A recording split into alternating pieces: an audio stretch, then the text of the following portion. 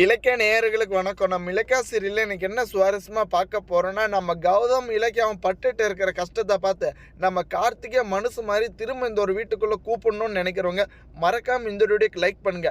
இந்த அஞ்சலி இந்த பைரவியும் நம்ம இலக்கியா வந்துட்டு இப்படி கோயில் அன்னதானத்தை சாப்பிட்டுட்டு இருக்கிறத பார்த்து ரொம்பவே சந்தோஷப்பட்டுட்டு இருக்காங்க. ஏன்னா இந்த ஒரு நாளுக்காக தான் இவ்வளோ நாள் காத்துட்டு இருப்பாங்க போல. ஏன்னா இலக்கியா எங்களை வந்துட்டு நீ கொஞ்சம் நஞ்சமா சித்திரவதம் பண்ண, இப்போ எல்லாத்துக்கும் சேர்த்து இப்படி ஒரு தண்டனை அனுபவிச்சுட்டு இருக்க, கண்டிப்பாக உனக்கு இதுவும் வேணும் இன்னும் வேணும் அப்படின்ற மாதிரி இந்த அஞ்சலி வந்துட்டு ரொம்பவே சுயநல பிடிச்ச மாதிரி யோசிச்சுட்டு இருக்கேங்க. கண்டிப்பாக கூடிய சீக்கிரத்தில் இதுக்கு எல்லாத்துக்கும் ஒரு விடிவு காலம் வரப்போகுதுங்க. ஏன்னா இப்போ பார்த்தீங்களா நம்ம அஞ்சலிக்கும் இந்த பைரவிக்குமே சரியான சண்டை வரப்போகுது. ஏன்னா எதிர்பார்க்காத சந்தர்ப்பத்தில் இந்த பைரவி வந்துட்டு கொஞ்சம் நார்மலாக தாங்க பேசிட்டு இருக்காங்க. ஆனால் இந்த அஞ்சலியோட அம்மா சிந்தாமணி இந்த ஒரு வீட்டுக்கு வந்தது மட்டும் இல்லாமல் இதுக்கு மேலே நான் இங்கே தங்கிக்கிறேன் அப்படின்ற மாதிரி ஒரு வார்த்தை வர்றாங்க. நம்ம கார்த்திக்கும் வந்துட்டு சரி நீங்கள் தங்கிக்காங்க அப்படின்ற மாதிரி நம்ம அஞ்சலி மனசை மாற்றி இருக்க வைக்கிறாங்க. ஆனால் இந்த பைரவிக்கு வந்துட்டு விருப்பமே கிடையாது. ஏன்னா இந்த சிந்தாமணி மட்டும் இங்கே தங்கறதுக்கு ஆரம்பிச்சாலனவா நம்ம இலக்கியாவோட மோசமானவ இந்த சிந்தாமணி.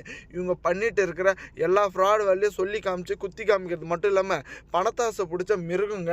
எப்படியாச்சும் வந்துட்டு நம்ம கார்த்திகே தெரியாமல் அவங்ககிட்ட இருக்கிற மொத்த சொத்து மதிப்பையும் வந்துட்டு ஏமாற்றணும் அப்படின்ற மாதிரி தான் இந்த சிந்தாமணி இந்த அஞ்சலியும் நினைப்பாங்க.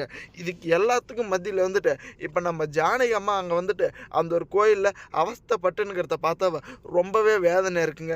கண்டிப்பாக நம்ம கார்த்திக் மட்டும் மனசு மாதிரி இவங்களை திரும்ப வீட்டுக்குள்ளே கூப்பிட்டா நல்லா இருக்குன்றவங்க மட்டும் மறக்காமல் உங்கள் கருத்துக்களை கமெண்ட் பண்ணுங்கள். ஒரு வழியாக இந்த ரேவதி அம்மா வந்துட்டு எல்லா உண்மையுமே சொல்லிட்டு இருக்காங்க.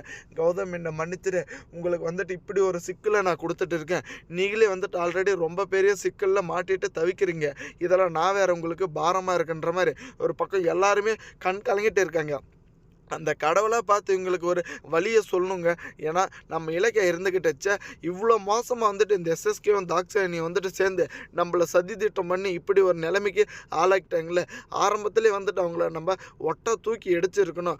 அந்த ஒரு காரணத்தினால தான் நம்ம வந்துட்டு இப்போ இப்படி ஒரு நிலைமை அனுபவிச்சுட்டு இருக்கோம் கௌதம். இதுக்கு எல்லாத்துக்கும் சீக்கிரத்தில் ஒரு வெளிச்சத்துக்கு வரணும், விடிவு காலம் பிறக்கணும் நமக்காக அப்படின்ற மாதிரி எல்லாருமே வந்துட்டு கேட்டுட்டு இருக்காங்க. ஆனால் இந்த தாக்ஷாயணியோட சுயரூபம் வந்துட்டு இப்போ இருக்குமே இந்த பைரவிக்கும் அஞ்சலிக்கும் தெரியாதுங்க. இவங்களே வந்துட்டு ரெண்டு பேரும் மாற்றி மாற்றி சண்டை போட்டுக்கிற மாதிரி ஒரு விஷயத்தை உற்பத்தி பண்ண போகிறாங்க. ஏன்னா அஞ்சலி வந்துட்டு நல்லா இருக்கிறது இந்த தாக்ஷாயணிக்கு வந்துட்டு பிடிக்கலைங்க.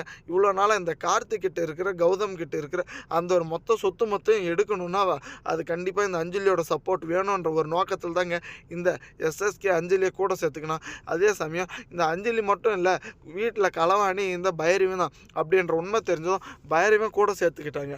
ஆனால் இவங்க ரெண்டு பேருமே ஏமாற்றி அவங்க கிட்ட ஒரு பைசா கூட துட்டு கொடுக்காம அந்த 200 கோடி ரூபாய் பணமும் இந்த வீட்டு பத்திரமும் நகையும் எல்லாமே வந்துட்டு ஏமாற்ற போகிறோம் இந்த எஸ்எஸ்கேவும் தாக்ஷாயணியும். ஆனால் இதுக்கு முன்னாடியே பார்த்தீங்களன்னா நம்ம கார்த்திக் வந்துட்டு மனசு மாதிரி திரும்ப எப்படியாச்சும் நம்ம கௌதம் கிட்ட மன்னிப்பு கேட்டு போனால் போட்டு இந்த ஒரு வீட்டில் வந்து இருந்துக்காங்க அப்படின்ற ஒரு நிலைமைக்கு வந்துட்டு அவள் ரொம்பவே சந்தோஷமாக இருக்குங்க. ஏன்னா திரும்ப வந்துட்டு இந்த எஸ்எஸ்கே கிட்ட இந்த கார்த்திக்கும் உதவி கேட்க வேண்டிய அவசியமும் கிடையாது. ஏன்னா இப்போ எல்லாமே வந்துட்டு இந்த கார்த்திகோட பேரில் தான் இருக்குது.